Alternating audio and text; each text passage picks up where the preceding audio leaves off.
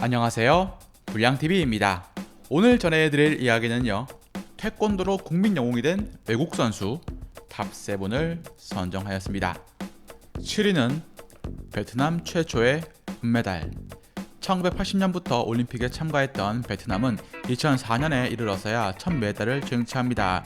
이전까지 베트남은 올림픽에 대한 희망도 없던 상황이었고 참가 종목은 계속 줄어서 단 7종목만 참가한 것입니다. 그러던 중 여자 태권도에서 전희우의 우응원이 2004 시드니에서 은메달을 따냅니다. 14살 때부터 태권도를 시작을 했던 그녀는 1968년 베트남전에 참전했던 한국인 감독님을 만나 일치월장합니다. 시드니에서 감격의 은메달을 목에 건 뒤 베트남의 국민적인 영웅으로 떠오른 그녀 덕분에 베트남은 다음 올림픽에 11개 종목에 참가하며 다시 부흥을 예고합니다. 도쿄올림픽에 베트남이 참가한 종목은 18개 종목. 전희의 우응원이 메달을 딴 후 베트남은 5개 대회 연속으로 계속해서 참가 종목을 늘려왔고 리우올림픽에선 사상 첫 베트남 금메달을 사격 종목에서 따내기도 했습니다.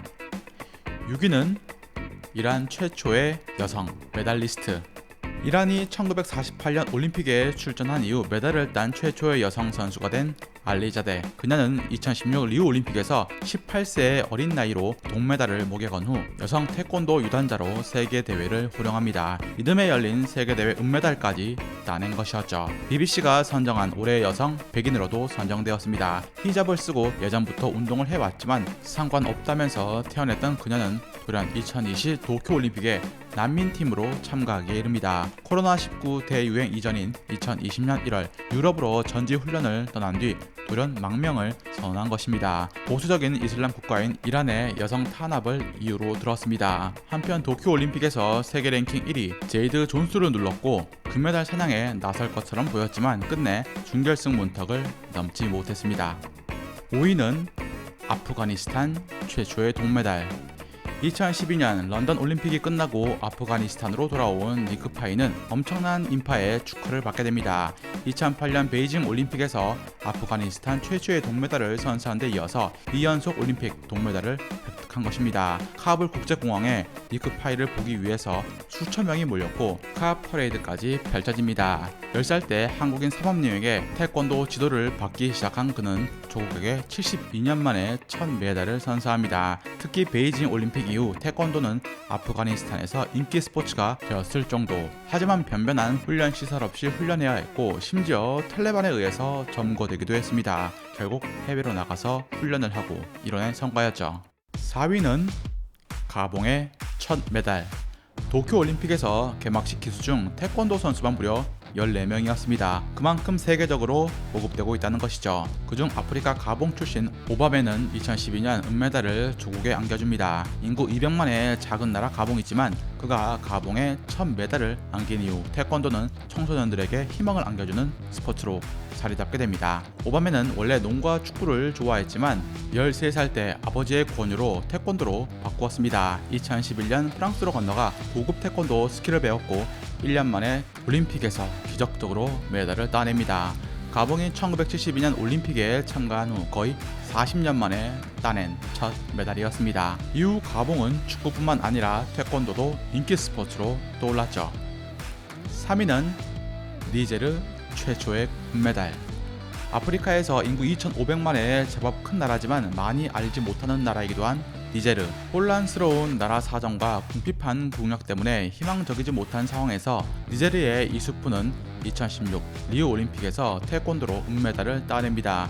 이는 니제르 올림픽 역사상 두 번째에 해당되는 기적. 더욱이 은메달은 최초였습니다. 삼촌이 태권도 훈련 도중 심장마비로 사망하자 이수푸의 부모님은 이수푸가 태권도 수련하는 것을 반대했지만 그는 꿋꿋하게 태권도를 배워나갑니다. 심지어 국대 발탁도 숨겼을 정도. 어머니는 아들 이수푸가 태권도 국대가 되었다는 소식에 알겠다.